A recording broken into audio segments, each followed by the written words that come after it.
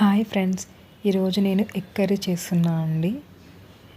ఈ egg curry చాలా సింపుల్గా టేస్టీగా ఉంటుంది.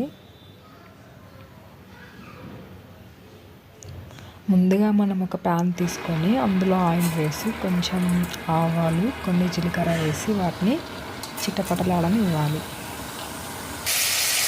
అవి ఫ్రై అయ్యాక కొంచెం ఆనియన్స్ వేసి అవి కూడా ఫ్రై అయ్యాక అటు ఇటు కలపాలి.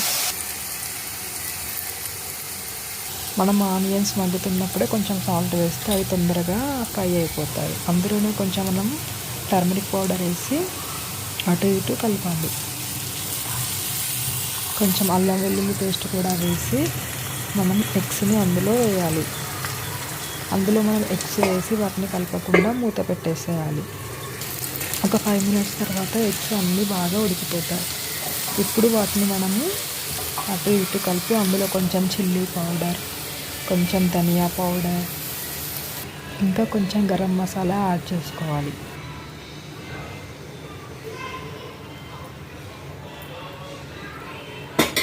మరొకసారి అటు ఇటు కలిపి ఒకసారి మూత పెట్టేస్తే ఎంతో టేస్టీగా ఉండే ఎగ్ ఫ్రై రెడీ.